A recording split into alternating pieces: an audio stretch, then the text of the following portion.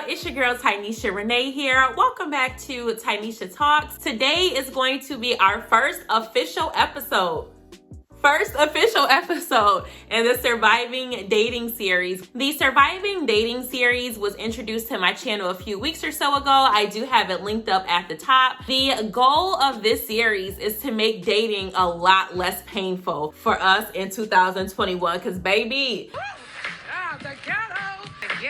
They really want us to get to a point where men and women can really understand each other and hash out some of those pain points that we hear all the time. Now, within this series, I will be asking you guys questions to keep the comments interactive. So be sure to look down in the comments. I'm gonna pin something that I want you guys to answer. Be real, be open, be vocal. This is the point of Tynisha Talks. We a family. This is our platform. We are going to be unpacking a lot in this series, and I feel like we really cannot move forward with anything else before we talk about this issue of gender roles, okay? Oh, I know it's so cringy. This is 100% one of the biggest pain points I see today when it comes to dating, especially in the Black community. So you know, we gotta talk about it. So just think about some of the common complaints that you hear. Women have become too independent. We don't need men for anything. We are too masculine. We don't know how to submit. We have too much attitude. We're too opinionated, so on and so forth. But on the flip side, a lot of women feel like they are able to submit, but they're not just going to submit to a man because he's a man, right? You need to be able to learn how to lead. You need to know how to lead, not learn it. You need to know at this point if you have these demands. And I get it. I want to say that I do get it. I do get both sides. So many different things that we could discuss that impacts why women are as masculine as they are today, or why they feel like they have to take more of a dominant role. We can talk about the family dynamic being broken in slavery, mass incarceration, government programs that incentivize households that do not have a father figure present. These are all things that we can talk about and we will talk about in this series, but we are not going to do that today. I want to really focus on this whole thing with gender roles and why I feel like we shouldn't really focus on them so much. And I know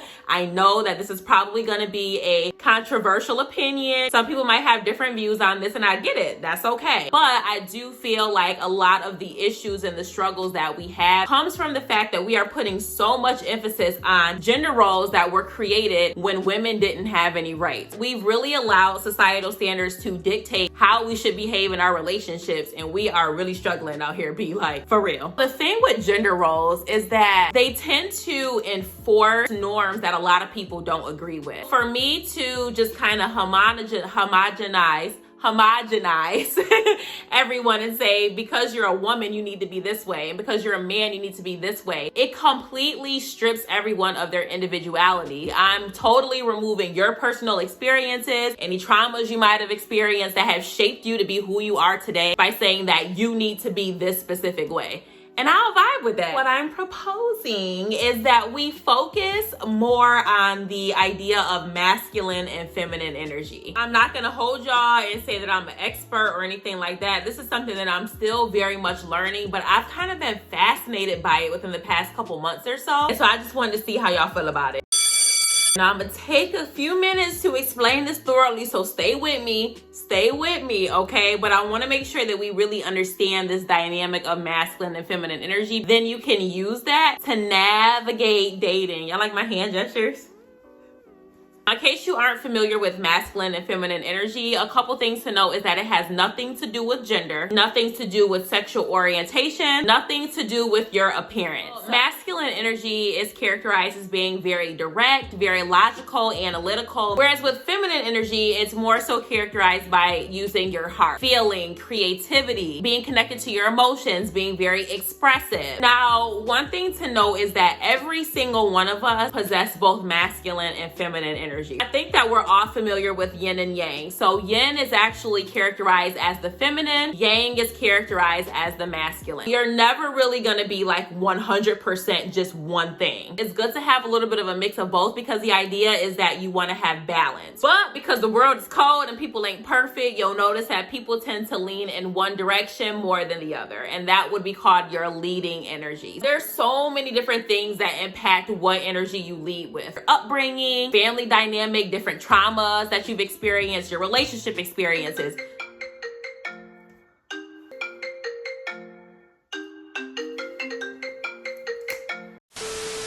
the goal is like, if you look at yourself and you see that you are extremely masculine and you could pick up on your feminine characteristics a little bit more, or on the flip side, if you're extremely feminine and you feel like you could channel some more masculine traits, that is the goal, so that you could create more peace and harmony in your life. But what tends to happen is that we meet a lot of people, we date before that work is completely done. So you have to learn how to navigate dating and interacting with other people with your leading energy. Now that we kind of understand the idea of masculine and feminine energy, now we're going to transition into talking more about how you can use that knowledge to navigate your dating life. This is like a moment of reflection with myself. I definitely learned that I carry a lot more masculine energy than feminine. This might not come as a surprise to people who actually know me, or if you watch my videos. I'm very opinionated. I do not lead with my emotions. I like things to be very structured. Now, I do still carry feminine energy, so the creativity side of things, wanting to communicate, wanting to be able to express myself, those things are there, but I definitely feel like I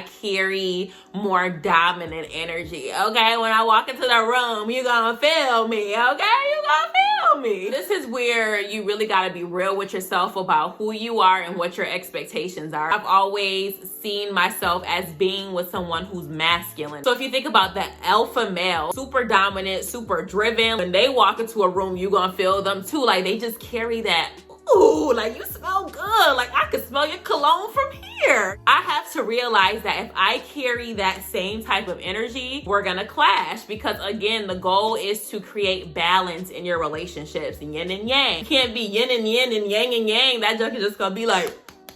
This is why I say that people need to focus a little bit less on gender roles and really understand what type of energy they carry, so that they can pursue the right type of people. Usually when it comes to energies, like, opposites really do attract. So if you're looking for someone who carries feminine energy based on societal norms, and you also carry feminine energy, who's about to lead your relationship? Like, somebody has to lead the relationship. Somebody got to be a little bit comfortable with taking a back seat per se, and y'all could definitely have your own strengths. It's not about one person has power, the other person does not. It's all about you guys having energies that balance each other out, and you're strong in your own way. So I think that another issue that we face with dating is that we don't truly understand what healthy masculinity and healthy femininity is supposed to look like. Within that leading energy, you can either have a healthy masculinity or femininity, or you can have an unhealthy, unbalanced, or wounded sense of masculinity and femininity. You got like extreme trust issues, if you feel the need to be super possessive, if you're very aggressive. Those are all signs that your leading energy is wounded. And yo, when I tell y'all, this stuff literally gets so deep, like, we really gonna have to touch on that on another video, and we will touch on that in another video. Let me know how y'all feel about it. Does this make sense to you? Do you agree with it? Do you feel like it's totally like way out of whack and you prefer to stick with gender roles? Let me know. Let me know what you're thinking in the comments. You know, I always love to pick y'all brain. And if there's some other topics that you would like to see covered in the Surviving Dating series, let me know. I think that we can cover a lot of ground. This is definitely going to cause a lot of reflection,